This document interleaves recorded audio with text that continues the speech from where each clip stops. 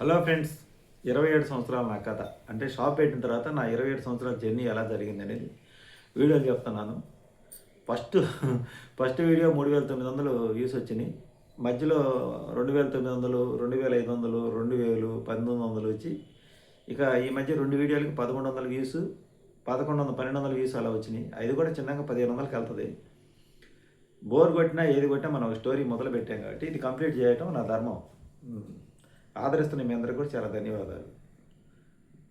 2020 సంవత్సరం ఎంటర్ అయింది. ఈ సంవత్సరం నాకు చాలా కీలకమైన సంవత్సరం. నన్ను గందరగోళంలో పడేసిన సంవత్సరం. అప్పుడు దాకా జరిగింది ఒక ఎత్తు, అప్పటి నుంచి జరిగేది ఇంకొక ఎత్తు. ఇది చాలా మార్పు చేసిన సంవత్సరం. ఈ 2020 వరకు కూడా రెంట్లు, ఇంటి రెంట్ కానీ, షాప్ రెంట్ కానీ అన్నీ అనుకూలంగా ఉండేవి. ఈ 2020లో నేను మా ఆవిడకి ఆపరేషన్ చేయించాను. తర్వాత అదే మా పెద్దమ్మ మనవరాలది పప్పన్నాళ్ళకి వెళ్ళి వచ్చాము. అక్కడ పోయిన తర్వాత మళ్ళీ మా పలకన వాళ్ళందరూ పలకరించుకున్నారు. ఎన్ని పలకరించుకున్నా గతంలో జరిగిన గొడవలు లోపల ఉంటాయి, మనసులో అట్నే ఉంటాయి. ఇక మా అమ్మాయి పెళ్లి టాపిక్ అయి తీసుకురావడం, ఆ తర్వాత మా అమ్మకి మళ్ళీ ఆమె కూడా ఉత్సాహం కలగడం. నాకు అర్థమైంది ఏంటంటే మా అమ్మాయికి తొందరగా పెళ్లి చేయాలి, నాకు ఎందుకు ఆలోచన లేదంటే నాకు ఆరోగ్యం బాగాలేని సంగతి నాకు తెలుసు, మాకు చెప్పలేదు. నేను ఎప్పుడు ఇవాళుండి రేపు పోయేదాన్ని నేను అంటూ ఉంటుంది. ఆమెకు ఆ ఒత్తిడి వల్ల తొందరగా మనవరాలు పెళ్లి చేయాలి, ఆ తర్వాత మనవడు పెళ్లి చేయాలి, ఇవన్నీ ఆతృతతో ఆమె తొందరపడింది. ఆమె తప్పేం కాదు, కానీ నష్టం అనేది వచ్చింది కదా మాకైతే, మొత్తానికి కుటుంబానికైతే. నేను మా అమ్మకి చెప్తున్నాను, అమ్మ నీ తరఫున చూసే సంబంధాలు బాగుండవు, ఎందుకంటే నీ జీవితం బాగలేదు. నేను మా తాత నాయనమ్మ లెక్కలో, మా నాన్న లెక్కలో ఇటు ఇటు నా తరఫున నేను చూసుకుంటాను, నువ్వు తొందరపడొద్దని చెప్పాను. లేదు లేదు మా అక్క మనవరాలు పెళ్ళి అవుతుంది, మన అమ్మాయి వాళ్ళ అమ్మాయి కన్నా పెద్దది అని చెప్పి ఇంకా ఏం చేసిందంటే తొందర పెడుతుంది. తొందర పెడితే మనం గోతులో పడతాం, నా మాట నమ్మ అన్న. ఊరుకోవాలా, రోజు అయితే ఉంచుకో, నీ కూతురు నీ ఇంట్లో ఉంచుకో, అట్నే ఉంచుకో, పెళ్లి చేయకుండా అని చెప్పి మా అబ్బాయి కొంత చెప్పింది. మా అబ్బాయి అక్కడ అప్పుడు మా అమ్మ దగ్గరే ఉన్నాడు. అంటే వాడు జాబ్ ఒంగోలు చేస్తా అమ్మ దగ్గరికి పోయి వస్తుండేవాడు. అప్పుడు మా అబ్బాయికి కూడా చెప్పింది, మీ నాన్నకు నువ్వనే చెప్పని. ఇప్పుడు ఇంక మనం ఏం చేయాలి, పద్మవ్యూహంలోకి వెళ్తున్నాం మనం. ఆమెకా చెప్తే అర్థం కావట్లేదు. మా ఆవిడ నా మాట మా పిల్లలు కూడా వినే పరిస్థితులు లేరు అని ఈ యొక్క పోయిన మనకు ఈ ఏజెంట్ని అయితే ఇప్పుడు వదిలించుకున్నాం కదా. నేను ఫస్ట్లో నీకు నాకు కుదరతాయి, నువ్వు చెప్పే సంబంధాలు కుదరతాయని వదిలించుకున్నాను. మళ్ళీ మా అమ్మ ఏం చేసిందంటే మళ్ళీ అతనికి ఫోన్ చేసింది. అమ్మ మీరేం కట్టకానికి లేనట్టు నీ కొడుకులు నా వల్ల కాదు సంబంధం చూడటం అని చెప్పి అతను అన్నాడు. అతను కొత్తగా సెజ్జిగాడు అనమాట. అతను కొత్తగా పెళ్ళిళ్ళు బ్రోకరేజ్ తిరుక్కున్నాడు. అతను చేసే జాబ్ వేరే, అది మానుకొని దీంట్లో తిరుక్కున్నాడు. ఫస్ట్ మేమే దొరికాం మా టైం బాగలేక. ఆయనకి అతను ఏం చేశాడు, ఆ మాట ఆయనకి మా అమ్మ అంది, మేము కూడా ఇస్తాం మా మనవరాల కట్నం మేము వరకు ఇవ్వలే, 3-4 లక్షలు దాకా ఇస్తాంలే, ఏదైతే పెళ్లి ఖర్చు అయితే మొత్తం కలిపి అంతా లేకుండా లేవని రోషం వచ్చింది. అతను రెచ్చగొట్టారు. ఇతను ఎప్పుడైతే రెచ్చగొట్టాడో ఏమో చెప్పేసింది నేను ఖర్చు పెడతామని. అది పట్టుకున్నాడు. అతను పట్టుకొని చిన్నగా ఇంకా నాకు ఫోన్ చేసి రోజు కన్విన్స్ చేయడం మొదలుపెట్టాడు. మీకు చెప్తే అర్థం కాదు, ఇప్పుడు మీ అమ్మాయి టీచ్ చేసింది, ఇంకొక అబ్బాయి టీచ్ చేసి 10,000కి 5,000 జీతాలు ఎంత కష్టమో తెలుసా, మీకు ఒక మంచి ధనవంతుడు ఉన్నాడు అబ్బాయి, మీరు చెప్తే మీ ఊరు పక్కనే అని చెప్పి అతను మమ్మల్ని కన్విన్స్ చేసి చిన్నగా రంగంలోకి దించాడు. దించిన తర్వాత వాళ్ళు పెళ్లి చూపులకు రావడం జరిగింది. పెళ్లి చూపులకు వచ్చిన తర్వాత తర్వాత స్పీడ్ చేశారు వాళ్ళంతా. స్పీడ్ అయింది. మీరు ఎట్ట చెబితే అట్నే రంగంలోకి దించారు. ఈ ముహూర్తాలు పెట్టేటప్పుడు వీళ్ళకి ముహూర్త పేరు బలాలు కుదరలేదు. ఆ డేట్ ఆఫ్ బర్త్ తప్పు చెప్పారు, కావాలని చెప్పారా మర్చిపోయి చెప్పారు మా తెలియదు, కుదరలా. పొంతులు ఏమన్నా అంటే కుదరలేదు అన్నాడు. మా పెద్దమ్మ కొడుకు ఏ మాటగా మాట చెప్పుకోవాలి. అతను ఏమన్నా అంటే, ఒరే ఈ దసరా ముహూర్తాలు లేవు అసలు పెట్టకూడదు అన్నాడు. కానీ వాళ్ళు ఏం తొందర చేస్తున్నారు, మీరు మధ్యలో మాట్లాడితే తొందర అంటున్నారు. వాళ్ళు చేస్తుంటే ఇంక మేమేం చేయాలి అర్థం కాక, నాకు ఒక పక్క తేడా కొడుతుంది, ఒక పక్క మా అమ్మ బాగా రంగంలో దించి వదిలిపెట్టింది. ఇంకా దించిన తర్వాత ఇంక నేనే కదా బరాయించాల్సింది. ఇక వాళ్ళని కనుక్కోమన్నాను, వాళ్ళ వివరాలని కనుక్కొని ఇంక నేను ఏదైనా చెప్పినా ఎన్ననుకున్నారో, లేకపోతే మా కూతురు పెళ్లి పెట్టుకున్నప్పుడు వీడి కూతురు పెళ్లి పోటీకి వచ్చాడు అనుకున్నారో ఏమో, వాళ్ళంతా ఎంక్వైరీ చేయకుండా పర్లేదులే చిన్నమ్మ మంచిదేనని చెప్పారు మా అమ్మకి. చెప్పిన తర్వాత ఏదైనా కానీ పక్కన వాళ్ళు చెప్పేవాళ్ళు, కానీ బరువు బాధ్యతలు మళ్ళీ మనమే కదా. నాకైతే ఒక పక్క ఆందోళన, భయం ఉంది. వీళ్ళు చేసే తొందరలో మేమే దిగిపోయాము. ఆ మ్యారేజ్ అయింది. ఆ మ్యారేజ్ ముహూర్తాలు పెట్టుకోవడం ఒంటరిగానే నేను, ఎవరు నాకు సపోర్ట్ లేరు. మా బావమట్టికి నాకు, మా అత్త మామకి నాకు మాటలు లేవు. వాళ్ళని బతిలాడుకోవాలి ఇక పోయి.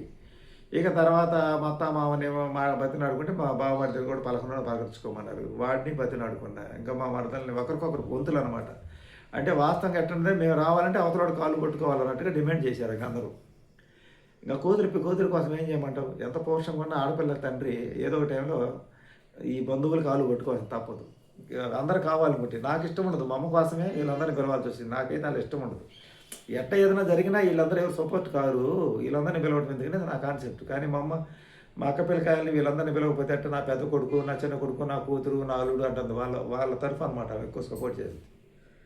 సరే ఈ క్రమంలో ఈ పెళ్ళి హడావుడిగా ముహూర్తాలు పెట్టడం, కరెక్ట్గా నెల రోజుల్లోనే టైం పెట్టుకోవడం. ఈ హడావుడి క్రమంలో ఇదే టైంలో నా షాప్ కాడ పని చూసుకోవాల్సి వస్తుంది. అదే టైంలో పని బాగా వస్తుంది. కొత్తగా స్పేర్స్ పెట్టుకోండా ఈ హడావుడిలో ఇటు డబ్బులు మేనేజ్ చేసుకోవాలి, ఈ షాప్ కాడ పని. ఆ టైంలో మేము రూమ్ ఓనర్లు ఏంటంటే నా పక్క రూమ్ ఖాళీ అయింది. మా రేకులంతా పాత పుచ్చిపోయి రేకులు, వర్షం పడితే నీళ్ళు కారుతుంది. ఆ రూమ్ వేరే ఒక అర్థం తీసుకొని దానికి ఆ రూమ్కి షట్టర్ పెట్టించుకోవాలి. మా పాత తలుపులు చూశారు కదా, పక్క రూమ్కి షట్టర్ పెట్టించుకోవాలి. అదంతా పాడైపోయింది. నేను జాగ్రత్తగా వాడుకున్న 2 సంవత్సరాల రూము, పక్కన వాళ్ళు అంతా పాడు చేసి పెట్టారు రూమ్. ఆ రూము చేరేవాడు 10వ అనమాట, 11వ. అతను హడావుడి చేసి తొందరగా నాకు రూమ్ కావాలన్నారు. వీళ్ళు అప్పటికప్పుడు వెనక ముందు ఆలోచన చేయకుండా రేకులు ఒకటి తీశారు. రేకులు ఒకటి తీసేటప్పుడు మమ్మల్ని ఖాళీ చేపించి చేసుకోవాలి కదా పని. వాళ్ళు రెంట్ పోయిద్దని దురుద్దేశంతో నాకు చెప్పా పెట్టకుండా రేకులు ఒకటి తీశారు. ఇదేంటి సార్ ఈ పని అంటే, అయితే మా బాడీకి బాగొట్టుకోమంటారు. నీ బాడీకి బాగొట్టుకోమని మేము అంటాం లేదు. దాని ఒక పక్క మా అమ్మాయి మ్యారేజ్ 5-6 రోజుల్లో మ్యారేజ్ ఉంది. ఇప్పుడు మీరు ఆ చెత్త చెదరం అంతేసి సామాన్యుని ఇక్కడ పాడైపోయా. వీటన్నిటి నేను ఎక్కడ చదువుకో, లోపల మట్టి చెత్త చెదరం అంతా పడింది, పైన రేకుల మీద ఉండేదంతా. ఓకే, అది చత్తుకునే నడువులు పోయినాయి. ఒక పక్క షాప్ కాడ అదంతా శుభ్రం చేసుకోవడము, ఇక్కడ ఇంటికాడ పెళ్లి పనులు చూసుకోవడం. ఎట్లా ఉందంటే నరకం కనపడింది. అసలు మంచికే కాదు, ఎన్ని చెడు శకునాలు ఇవన్నీ. ఇంకా అయిపోయింది. ఆ టైంలో కూడా ఓనర్లు చెప్పిన మాటలు లేదు. చూడండి, వాళ్ళ రెంట్ కోసం అసలు మనం చెప్పా పెట్టకుండా రూమ్లో ఉండే వాళ్ళు ఇబ్బంది పెట్టడం, సామాన్ తీసేపించి వాళ్ళు చేసుకోవాలి, ఖాళీ చేయించి అట్లా చేయించుకోవాలి. వాళ్ళు ఖాళీ చేయించకుండా మమ్మల్ని హడావుడి చేసి వాళ్ళు అనుకున్న పంతం నెగ్గించుకున్నారు, రెంట్ పోకూడదు. సరే, మనం ఎన్నో సంవత్సరాలు చుంటున్నాము అని ఓర్చుకొని ఇంకా మనం ఎవరు చెప్పుకుంటాం, మనం ఊరు ఆలకిస్తారు. ఇంకా అట్టనే బాధపడి ఎన్ని శుభ్రం చేసుకొని పైన కంత చేస్తే కింద తలుపు తాళం పెట్టుకొని ఇచ్చారు. మొత్తం విలువైన సామాను దాదాపు 50-60 వేల రూపాయల సామాను అండి షాపులో. మన స్పానర్స్ అయితే, స్పేర్స్ అయితే 60 వేల రూపాయల సామాన్ దాకా ఉండి వాళ్ళే మొత్తం మట్టి చేశారు, అంత చెత్త చేసేసారు. ఇంకా అదంతా క్లీన్ చేసుకుని నడువులు గుంగిని. ఆ తర్వాత అది అయిపోయిన తర్వాత ఈ పెళ్లి పనులు, ఆ తర్వాత ఇవన్నీ చూసుకొని ఇక ఎట్లా పోయామంటే పెళ్ళికి ఎట్లా అదొక సినిమాలో షూటింగ్స్ మాదిరి జరిగింది. మేమందరం కలిపి ఇక్కడ అనుకోకుండా ఒక వ్యాన్లో పోవటం, అక్కడ విడిదిల్లు మనకేం ఇప్పించలేదు, వాళ్ళ ఊర్లోనే జరిగిపోయింది. ఆ సంవత్సరం అలా ఆ పెళ్ళి అనేది మా జీవితానికి, మా కుటుంబానికి ఒక పెద్ద శాపంగా మారింది. ఇక్కడ ఎవరు తప్పు అని మనం అనంగానే జాతకాల కలగకపోతే ఇట్లా తయారవుతాయి. మనం ఇక దాని గురించి తప్పుల గురించి మాట్లాడకూడదు. మన టైం బాగలేక జరిగిపోయింది అది. ఇంకా ఆ పెళ్లి జరిగిపోయిందండి. ఆ పెళ్లి జరిగిపోయిన తర్వాత ఫస్ట్ నుంచే మాకు ఆందోళన మొదలైంది. ఆ పెళ్లి రోజు నుంచి ఆందోళన ఉంది. మా అమ్మాయి తరఫున వాళ్ళు ఇంటికి రానికపోవటం, అమ్మాయిని ఒక్కదాన్ని వదిలిపెట్టి రావడం, తర్వాత మళ్ళీ 2వ రోజు వ్రతానికి పోవటం. ఏదో ఆర్టిఫిషియల్గా ఉంది. అంటే ఇంకా వాళ్ళు ఏదంటే ఎందుకు డబ్బు కోసం చేసుకున్నట్లుగానో లేకపోతే ఎట్లా అలా ఉంది. మనల్ని సక్రంగా పలకరించకపోవడం వాళ్ళ గోల వాళ్ళదే. ఇంకా అమ్మాయి తరఫున మా తరఫున ఎవరిని వ్రతానికి పిలవకపోవడం, నన్ను మా ఆవిడ మాత్రం పిలిచారు. నేను మా ఆవిడ మా అబ్బాయి మాత్రం వెళ్ళాము. ఇంకా మమ్మల్ని కానీ ఎవరిని పిలవలేదు. అంతా రెడీమేడ్గా చేసేస్తున్నాను ఆర్టిఫిషియల్గా. నాకు అక్కడ తింటం కూడా ఇచ్చినాక నేను పోయి మా పెద్దమ్మ కొడుకోళ్ళ ఇంట్లో కూర్చొని వచ్చాను, అదే ఊర్లో ఉంటే.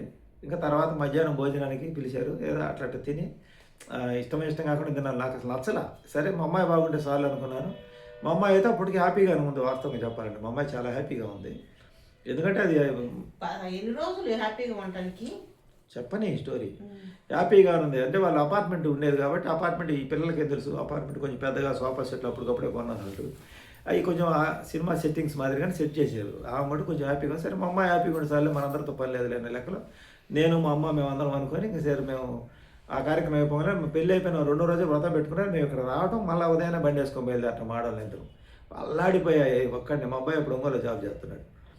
ఇంకా ఆ కార్యక్రమం అయిపోయింది. ఇంకా తర్వాత ఇంకా ఆ హడావుడిలోంచి అయిపోయింది. వచ్చాం 3 నెలల కల్లా వాళ్ళు ఏదో పెళ్ళి 3వ నెలలో 2వ నెలలోనే నెలకే ఏదో స్టార్ట్ చేశారు, వ్యాపారం స్టార్ట్ చేశారు, మొత్తం ఒలిసేశారు. అవి తర్వాత సంగతి. ఇంకా అక్కడి నుంచి గొడవ మొదలైంది. ఆ గొడవ మొదలై మా అమ్మాయి మా ఇంటికి వచ్చింది. ఇంకా ఆ తర్వాత ఇంకా అక్కడి నుంచి నాకు ఆ టెన్షన్, భయం. వాళ్ళ ఫోన్ వస్తేనే కాలు చేతులు గడగడగడ ఉరుగుతాయి. అప్పటికి ఈ పెళ్ళి ఈ రూమ్లో రేకులు కూడా తీయటం, ఒక పక్క అక్కడ పని చూసుకోవడం, ఇక్కడ పెళ్లి పనులు చూసుకోవడం, అంటే కస్టమర్లు కాదనుకుంటే వాళ్ళు మళ్ళీ రేపు వస్తారా రారు, అవతల మళ్ళీ వేరే వాళ్ళు పెట్టుంటారు కదా, బెదిరించడం ఎక్కువైపోయింది. వాళ్ళ బెదిరింపులు, ఇలా ఈ పెళ్లి బాధ్యతలు, వీటి మధ్యలో నేను మా ఆవిడ కూడా ఇంట్లో వంటలు చేసి పెట్టలేక అల్లాడిపోయింది. వచ్చి మొత్తం ఇంట్లోనే చేసింది. ఒక మొఖాలు నొప్పులు ఒక పక్క, నేనే మిది మీదకి ఎక్కి తెచ్చుకోవటం, ఇవి చాలా పనులు. ఈ పనులన్నీ అయిపోయింది. ఒక నెల రోజులు కొంచెం అటు జరిగిపోయింది. నెల అయిపోయిన తర్వాత అమ్మాయి కాపురానికి వెళ్ళటం, ఇంకా అక్కడి నుంచి టెన్షన్ మొదలైంది. అమ్మాయి తర్వాత మళ్ళీ ఇదే డిసెంబర్ నెలలో మా ఇంటికి వచ్చింది. వచ్చిన తర్వాత మొత్తం ఏం లేవు లోపల, మెల్ల మొత్తం ఒకటే ఉంది వస్తువా, ఇంకేందమ్మా అంటే అప్పుడు చెప్పలేదు, దాచిపెట్టింది. తర్వాత గట్టిగా ప్రశ్నిస్తే చెప్పింది. సరే ఎట్టకూడ సర్దుకుని ఉండమంటే అప్పుడు దాకా వాళ్ళు మంచిగా మాట్లాడారు, ఒక 2 నెలలు 3 నెలలు. ఇంకా అక్కడి నుంచి ఇక డబ్బులు డిమాండ్ చేయటం మొదలుపెట్టారు అమ్మాయి తరపు. ఇంకా అక్కడి నుంచి సమస్య మొదలైంది. 2021 సంవత్సరం జరిగిన కథ అంతా ఇది. ఇక తర్వాత ఇంకా సినిమా కష్టాలు అయితే మొదలుపడి నాకు భయం, ఆందోళన, భీతి ఎక్కువైపోయింది. అదే టైంలో కరోనా రెండవది వచ్చేసరికి ఫస్ట్ టైంలో ఏం జరగలేదు అని చెప్పి నేను ఈ షాప్ మీద పని దృష్టి పెట్టాను. కాస్త అప్పు అయింది, అప్పు తెచ్చుకోవాలని ఈ పని మీద దృష్టి పెట్టి సామాన్యంగా నేను ఒంగోలు పోయి రావడం జరిగింది. కరోనా వస్తుంది, మళ్ళీ లాక్డౌన్ పెడతారంటున్నారు. ఆ టైంలో నేనైతే ఒంగోలు పోయి రావడం జరిగింది. ఈ ఒంగోలు పోయేటప్పుడు మరి ఎక్కడ తగిలిందో ఏం తగులుకుందో, ఇంటికి వచ్చేటప్పటికి ఒళ్ళు నొప్పులు, జ్వరం అన్నీ మొదలైనవి. నేను షాపులోకి పని కరోనా టైంలో లాక్డౌన్ పెడితే సామాన్లు దొరకు, ఆ టైంలో పని చేసుకోకపోతే బతకలేము, కొంచెం అప్పు ఉంది, ఎట్లా అనే లెక్కలో నేను ఆతృతతో ఉండా. ఇక్కడి నుంచి పని మీద దృష్టి పెట్టి పనిని బాగా డెవలప్ చేసుకోవాలి. స్పేర్స్ కూడా అప్పుడు పోతున్నాయి. మినిమం ఎట్లేదన్నా సంవత్సరానికి 3 లక్షలన్న పని అందుకుంటే మమ్మ ఇచ్చే డబ్బులు, మా అమ్మ పని కూడా అయిపోతుంది, మా అమ్మ కూడా వయసు పెరుగుతుంది కదా. ఇక నా కాలం మీద నేను నిలబడాలి. అమ్మాయి మ్యారేజ్ అయిపోయింది అనుకున్నా, కానీ నా కళలన్నీ కళలైనవి. ఆ కరోనా టైంలో అమ్మాయి ఇంటికాడ ఉండటం, ఇంకా అక్కడి నుంచి గొడవలు, ఆ తర్వాత నాకు కరోనా రావటం, ఆ సీరియస్ సిచ్యువేషన్లో 9 రోజులు ఇక్కడ బెడ్ మీద పనుకున్నా. ఇక్కడ నాకు తగ్గకపోయేరికి ఇంకా సీరియస్ అవుతుందని మా అబ్బాయి గట్టిగా మాట్లాడితే ఒంగోలు వెళ్ళిపోయాం. ఒంగోలు వెళ్ళి అక్కడ పెద్ద హాస్పిటల్లో చూపించుకుంటే అక్కడ బెడ్లు ఖాళీ లేవు. ఇంకా అక్కడి నుంచి గవర్నమెంట్ హాస్పిటల్కి వెళ్ళాము. అక్కడ ఎట్లా బెడ్ దొరికింది. ఆ బెడ్ దొరకటం వల్ల తర్వాత పరిస్థితులను అనుకూలించి ఇక నా టైం బాగుండి ఆందోళన, టెన్షన్లో ఒక పక్క బెడ్ మీద అయ్యే భయాలు, ఈ భయాల ఆందోళన నుంచి నేను చిన్నగా 9 రోజులకి ఎట్లా భగవంతుడి దయ వల్ల బతికి బయటపడటం జరిగింది. ఇంకా గవర్నమెంట్ హాస్పిటల్ బెడ్ మీద పడుకుంటే ఆ తర్వాత మా ఆవిడ మెల్ల ఉన్న బంగారం పెట్టి డబ్బులు తెచ్చుకుంటే 1,00,000 చిల్లర వచ్చినాయి. అప్పుడు 1,10,000, నా దగ్గర ఒక 20,000 అంత జేబులో ఉండే డబ్బులు. చెప్పాను కదా, నేను ఒక నెలకు సరిపడే డబ్బులు ఉంచుకుంటాను. నాకు ఎవరు సహాయం చేయరు కాబట్టి, ఎవరితో టచ్లో ఉన్నాను కాబట్టి. మా అమ్మ ఇస్తుంది, కానీ మా అమ్మ ఇచ్చే డబ్బులు తక్కువే కదా. నాయి అమ్మాయి కలుపుకున్న కుటుంబం ఖర్చు జరిగేది అంతంత మాత్రం. అనుకోకుండా ఏమన్నా వస్తుంటే ఇట్లా స్పేర్లో ఉంచుకుంటా డబ్బులు. ఇంకా అక్కడి నుంచి హాస్పిటల్లో నరకం కనపడింది. ఆ తర్వాత మా ఆవిడ, మా అబ్బాయి ఇద్దరు కలిసి నా దగ్గరికి వచ్చారు. మా అమ్మాయి వచ్చేసి మా అమ్మ దగ్గరికి వెళ్ళి ఉంది. ఆమెమో ఆ టెన్షన్తో, ఆ భయంతో, ఆ భీతితో ఇలా జరిగిందని ఆమె ఒక పక్క ఆందోళన. కుటుంబం అంతా ఎలా అయిందంటే అసలు శ్మశాన వైరాగ్యం. అలాంటి భయంకరమైన పరిస్థితులు నా జీవితంలో 2021లో అనుభవించినటువంటి భయంకర పరిస్థితులు 1998 కన్నా ఇంకా డేంజరస్ పరిస్థితులు అనమాట. ఎంత భయం అంటే ఫోన్ వస్తే కాలు చేతులు గడగడ ఉరుగుతాయి. ఆ బెడ్ మీద ఒక పక్క బాధపడతా కూడా మా అమ్మాయి భవిష్యత్తు గురించి ఆలోచన చేస్తున్నా. ఈ టైంలో మా బంధువులందరూ కూడా ఎవరు కూడా నన్ను పరామర్శించలేదు, కానీ ఇక మా అబ్బాయికి ఫోన్ చేయటము, మా అబ్బాయితో మాట్లాడుతున్నారు గంటకి. వాడు ఒక పక్క టాబ్లెట్లు తెస్తా ఏడావాళ్ళు వాడున్నాడు. అయితే మా అబ్బాయి హాస్పిటల్కి ధైర్యంగా ఎందుకు వచ్చాయంటే నాకన్నా ముందు మా అబ్బాయికి వచ్చింది. వాడికి అప్పుడే తగ్గింది, నాకు స్టార్ట్ అయింది. అందువల్ల వాడికి తగ్గిన వాడికి మళ్ళీ రాదు కదా అని చెప్పి ధైర్యంగా చేస్తాడు. కానీ మా ఆవిడ నా మాట అనుకుంటే హాస్పిటల్కి వచ్చింది. హాస్పిటల్కి వచ్చి నాకు తగ్గేటప్పటికి ఏమో మొదలైంది కరోనా. ఇంకా నేను డిశ్చార్జ్ అయ్యి ఇంటికి రావడం, మా బంధువులందరిలో కొంచెం అప్పుడు వాళ్ళకి ఆనందం లేదు. అంటే పోతాడు అనుకున్నాడు, మళ్ళీ బతికి బయటపడ్డాడు. ఇన్ని సమస్యల్లో కూడా ఈడు మొండోడు ఎలా బతికాడని వాళ్ళ ఆలోచన. ఇక అప్పుడు దాకా నాతో పలకన వాళ్ళందరూ మా అబ్బాయికి ఫోన్ చేసి మాట్లాడుతూ ఉన్నారు. మా పిల్లలు ఏమన్నారంటే, నాన్న నువ్వు ఎవరికి నీ గిట్టదంటే వీళ్ళందరూ నీ గురించి అంత ప్రేమగా మాట్లాడు చూడండి. ప్రేమ కాదు నాన్న, డిశ్చార్జ్ అయిన తర్వాత తెలిసింది వాళ్ళకి నా మీద ఉన్న ప్రేమ అని. డిశ్చార్జ్ అయ్యి ఇంటికి వచ్చాను. ఇంటికి వచ్చిన తర్వాత మా అమ్మ, అప్పటికి మా అమ్మకు బాగలేదు పాప. ఆ లోపల ఉన్న లోపాన్ని దాచిపెట్టుకొని ఎట్ట నేను పోయేదాన్ని ఆమె తెలుసు. ఆ తెలిసే నాకు హాస్పిటల్కి వచ్చింది. ఎందుకు వచ్చావమ్మా హాస్పిటల్కి అంటే, ఎట్ట ఇవ్వాలి నేను ఎట్టయినా 2 సంవత్సరాలు పోయేదాన్ని అన్నయ్య, ఇక నేను కొడుకుని చూసుకోక ఎవరిని చూసుకుంటానని వచ్చింది. అట్లా ఒక పక్క ఆమె ఏంటంటే నేను ఒంటరి వాడిని అవుతామని చెప్పి అందరిలో కలపాలని ఆవేదన. కానీ వీళ్ళందరికీ నేనంటే గిట్టదు. మా అమ్మ ముందు నటిస్తారు, నా ముందు ఒక రకంగా ఉంటారు. అది ఆమెకు తెలియదు, చెప్తే ఆమెకు అర్థం కాదు. ఇలా మా అమ్మ నా కుటుంబ సభ్యులు మేము 5గురిమే ఒక టీమ్గా తయారాం. మా అమ్మ అంటే ఇంక మళ్ళీ వాళ్ళతో మాట్లాడుతుంది, వాళ్ళ అక్క పిల్లకాయలు, మా మామలతో, మా బామ్మడితో వాళ్ళతో మాట్లాడుతుంటుంది. నాకు నచ్చని వాళ్ళందరూ ఆమెకు నచ్చుతారు. ఎందుకంటే వాళ్ళందరూ శత్రువులు అయితే వాళ్ళంతా ధనవంతులు. వాళ్ళు ఏదైనా చేస్తారని ఆమె భయం. లేకపోతే మంచిగా ఉంటే వాళ్ళు సహాయపడతారు. వాళ్ళు సహాయపడే మనుషులు కాదు. ఇంకా ఆ తర్వాత నేను బయటకు వచ్చిన తర్వాత ఫోన్ చేసి అడిగారు కదా అని చెప్పి కొంతమందికి ఫోన్లు చేస్తే వాళ్ళు టప్పున మీ కొడుక్కిని నీతో మాట్లాడమన్నారు. దానికి వాళ్ళ కారణం ఏం చెప్పారంటే నా ఆవేదన అంతా వాళ్ళకి చెప్తే లేనిపోయిన తలకాయ నొప్పి జవాబు వాళ్ళు చెప్పలేరు. ఇలా జరిగింది ఇలా జరిగిందండి. అందుకని వాళ్ళు దానికి ఏం చెప్పారంటే నువ్వు ఆయాసం ఎక్కువైతే మేము నీతో మాట్లాడలేదు అన్నట్టుగా చెప్పారు తర్వాత. ఇంకా మా తర్వాత మా అబ్బాయి చెప్పా, "ఒరేయ్ వీళ్ళందరూ ప్రేమతో కాదురా ఫోన్ చేసింది. నేను పోలేదా ఉన్నానా పోయానా ఇన్ని దెబ్బలు తగిలని చెప్పి చేశారు. నేను బతికి బయటపడ్డాను కాబట్టి వాళ్ళందరికీ బాధగా ఉంది." అంటే వాళ్ళకి చెప్పకుండా డిశ్చార్జ్ చేయించాను నువ్వు. ఇది 2020-21లో జరిగిన అటువంటి పెద్ద కష్టం, పెద్ద నష్టం. జీవితం అంతా ఒక్కసారిగా భూకంపం వస్తేనో, తుఫాన్ వస్తేనో, వరదలు వస్తేనో ఎలా ఉంటుందో అలాంటి క్లిష్టమైన పరిస్థితులు అనిపించావు. ఒక పక్క కూతురు సమస్య, ఒక పక్క నా అనారోగ్య సమస్య, ఒక పక్క మా ఆవిడ కరోనా వచ్చింది. ఇంకా డిశ్చార్జ్ అయ్యి ఇంటికి వెళ్ళాను కానీ ఏమి కట్టుంటుందని మళ్ళీ ఇది ఒక భయం మొదలైంది నాలో. ఈ భయాందోళనతో నేను పడ్డ బాధలు, ఆవేదనలు. ఈ పరిస్థితుల్లో మేము మా ఆవిడకి ఒక పక్క, నేను ఒక పక్క మా సొంత ఇంటికాడ సపోటా చెట్టుకు అటుపక్క ఇటుపక్క చెరువుకు మంచం వేసుకొనుకుంటే మా అమ్మాయి ఒక పక్క ఆ టెన్షన్తో ఆమెకి అప్పటికి దాకా గారాబంగా పెంచాము. ఈ వంట పనులు ఇది తెలియదు కానీ చేసింది ఆమెకి ఒక పక్క ఆ టెన్షన్ ఉంటుంది కదా, నేను ఈ పెళ్ళి అవ్వలేంటి జరిగిందని ఆ ఒత్తిడితో ఒక పక్క, ఇటు మాకు బాగలేదని ఒక పక్క, మా కుటుంబం ఏందని ఇలా అయిందని ఆ టెన్షన్. అసలు మమ్మల్ని అయితే అమ్మాయి అయితే మాత్రం బాగా దెబ్బతినింది అప్పుడు ఆ పాపం. టైంలో మా అమ్మాయి కూడా బాగా తీవ్రంగా దెబ్బతింది. మా అబ్బాయి ఒకడు వాడు భయాందోళన, కొత్తగా ఉద్యోగం వచ్చి ఇదేందిరా నాయన ఈ తలకాయ నొప్పి మొదట్లో ఇట్లా జరిగిందని. ఇక కుటుంబం అంతా ఒక భయంగా బిక్కుమంట బతికాము. అక్కడ ఫోన్లు వస్తే, ఈ గొడవలకు సంబంధించి ఫోన్ వస్తే కాలు చేతులు గడగడగడ వణికిపోయి ఎక్కడ చచ్చిపోతానో భయం వేసింది నాకు. అంత టెన్షన్, అంత భయం. వాళ్ళ ఫోన్ వచ్చిందంటే మాకు గడగడ వణుకుతాయి కాలు చేతులు. అంత భయపెట్టేశారు అన్నమాట. అలా భయపెట్టేస్తే ఈ లోపల మా బావమరిది కానీ, అత్తామామ కానీ, మా పెద్దమ్మ పిల్లకాయలు కానీ ఎవరు కూడా మేము ఉన్నాంలే అనే మాట వాళ్ళ నోటి నుంచి రాల. ఎవరు బాధలు వాలి, ఎవరు కష్టాలు వాలి. ఎప్పుడు నీకు ఇంతకుముందు ఎవరితో సంబంధం లేదు కదా, ఇప్పుడు మటుకు ఎవరు వస్తారు అన్నట్టుగా దెప్పు పడవటం మొదలుపెట్టాడు నా బావమరిది. ఇది జరిగింది. ఇక మిగతా వాళ్ళందరూ కూడా వీడు పోతాడనుకుంటే బయటపడ్డారని చెప్పి వాళ్ళకి ఒక రకమైనటువంటి బాధ కలిగింది. వాళ్ళందరూ ఒక టీమ్గా తయారవుతారు. నా మీదకి వచ్చారు, నా కుటుంబం మీదకి వచ్చారు. ఇలా జరిగింది. ఈ జరిగిన తర్వాత అదే టైంలో మా అమ్మకి బ్లీడింగ్ నాన్నమ్మకి బ్లీడింగ్ అవుతుంది నాన్న బాగా అంటే మా అబ్బాయిని హాస్పిటల్ తీసుకుపోమంటే అప్పుడు ప్రైవేట్ హాస్పిటల్లో చూడటంలా, చూసినా ప్రయోజనం లేదు. అప్పటికి ఆమె క్యాన్సర్ ముదిరిపోయింది. అప్పటికి ఆమెకి తెలుసు కానీ మాకు చెప్పలే. ఎన్నిసార్లు రమ్మన్నా నేను రానంటుంది. హాస్పిటల్కి నేను రాను, నా దేవుడే బాగా చేస్తాలే అని ఆ దగ్గరలో ఉన్న ఉలపాడులో ఒక డాక్టర్ దగ్గర, ఇది టంగుటూరులో ఒక డాక్టర్ దగ్గర చూపించుకుంటుండేది.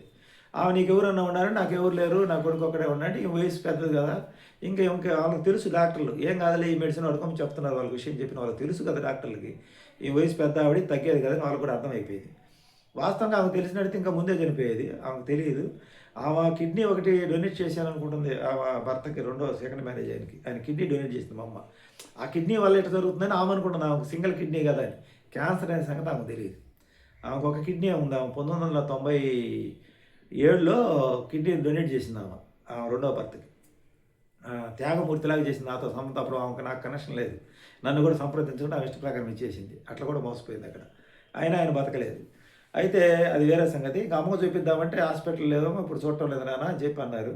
నాకేం కాదులే అంతా దేవుడు ఉన్నాడు, ఆ ప్రార్థనలు చేసుకుంటా, చర్చికి పోతే ప్రార్థన చేసుకుంటా ఉంది.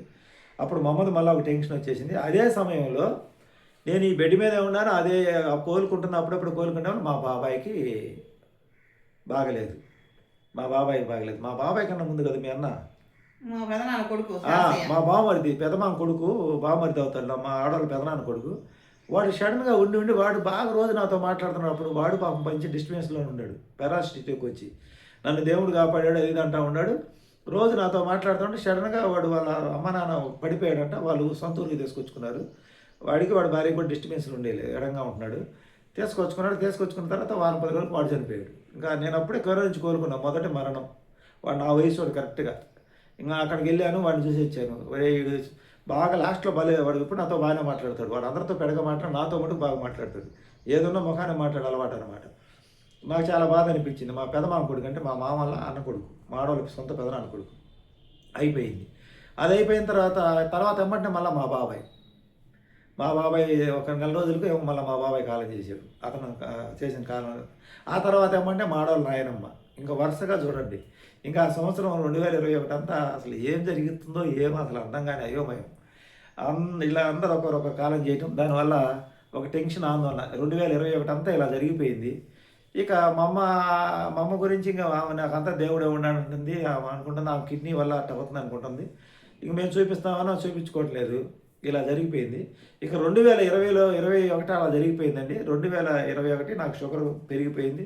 బీపీ డాక్టర్ల దగ్గర చూపించుకొని షుగర్ని కంట్రోల్ చేసుకొని షుగర్ డాక్టర్కి వెళ్ళి షుగర్ని కంట్రోల్ చేసుకున్నా. 2022లో ఏం జరిగింది అనేది నెక్స్ట్ వీడియోలో చెప్తా.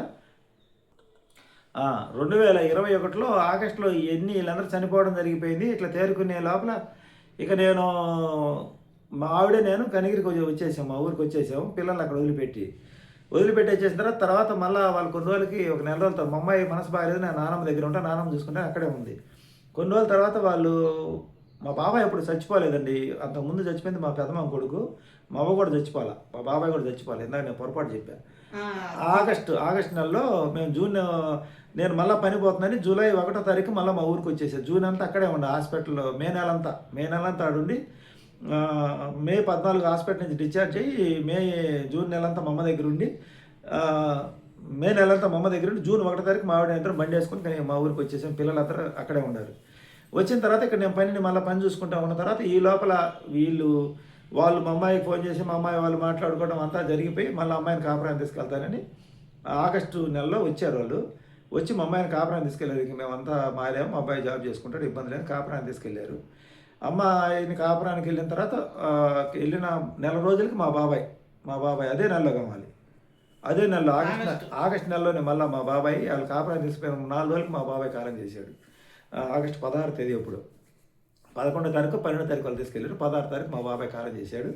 మా బాబాయ్ కాలం చేస్తే అక్కడికి వాళ్ళు వచ్చారు, కర్మ టైంకి వచ్చారు. వాళ్ళు వచ్చిన తర్వాత అక్కడ డిస్కషన్ ఏం జరగలేదు. అప్పుడు బాగానే ఉంది. వెళ్ళిపోయిన తర్వాత ఏం జరిగిందేమో ఇంకా అక్కడి నుంచి మళ్ళీ గొడవలు అనేది స్టార్ట్ అయినాయి. తర్వాత మీ అమ్మాయిని మీరు తీసుకోమని చెప్పారు. మా అమ్మాయిని నేను 2021లోనే ఆగస్టులోనే తీసుకొచ్చినట్టు. సెప్టెంబర్ వల్ల మళ్ళీ మా అమ్మాయి మా ఇంటికి వచ్చేసింది. వాళ్ళు పంపించేశారు. వాళ్ళు పంపించేశారు. మా అమ్మాయి మా ఇంటికి వచ్చేసింది. ఇక నాకు వాళ్ళ ఫోన్ వచ్చిన ఏది వచ్చిన కాలు చేతులు గడగడ వణుకుతూ ఉండే, టెన్షన్, బీపీ డౌన్ అయిపోద్ది, గుండె చల్లబడిపోయి కాలు చేతులు విడిగిపోతూ ఉంటాయి. ఇంకా అమ్మాయి ఇంటికి రావడం కొంచెం టెన్షన్ తగ్గింది నాకు. అంటే అమ్మాయి అక్కడ ఉన్న కానీ రోజు ఫోన్ చేయడం, ఈ డబ్బుల గురించి ఇదే ప్రాబ్లం, మనీ కావాలి అంటే ఈ తలకాయ నొప్పి అంత ఎందుకని చెప్పి ఇంకా అమ్మాయి ఇక్కడికి వచ్చింది. ఇంకా అందరి తర్వాత ఇంకా నేను ఏం చెప్పేశానంటే సాకునే పని తీసుకెళ్ళండి, లేకపోతే మీ ఇష్టం, అమ్మాయి మా ఇంటికి ఉంటుంది, మాకేం భారం కాదని చెప్పాను. జరిగింది ఇదే. ఇక ఇది పెళ్లి టాపిక్ కాదు, నా లైఫ్లో ఏం జరిగిందని చెప్తాను. అంటే ఇది ఇక్కడ ఊరిని ఇబ్బంది పెట్టడానికి ఉద్దేశించి ఇబ్బంది, ఆ స్టోరీ కాదు ఇది. ఆ తర్వాత కొన్ని రోజులకి మా అమ్మాయి ఇంట్లో నా ఖర్చులు నేను సంపాదించుకుంటే ఆమె స్కూల్లో జాయిన్ అయింది, స్కూల్కి వెళ్తుంది. ఆ తర్వాత నేను 2021 అంతా ఇలా గడిబిడి గందరగోళం ఆందోళనతో. ఆ తర్వాత మా ఆడవాళ్ళ నానమ్మ చనిపోయింది. అదే సంవత్సరం కూడా నానమ్మ చచ్చిపోయింది. మా బాబాయ్ చనిపోయిన తర్వాత కొన్ని రోజులకి ఆమె చనిపోయింది.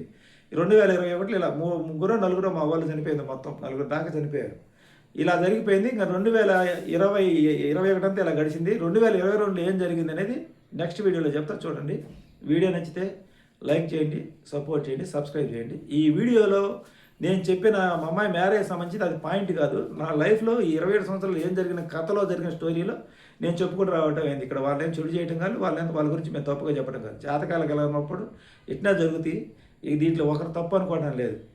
కాకపోతే ఆ గొడవ ఉన్నంతసేపు ఒకరికొకరు మీరు తప్పు అనుకుంటా. కానీ ఫైనల్గా డెసిషన్ ఏంటంటే జాతకాలు కలవలేదు.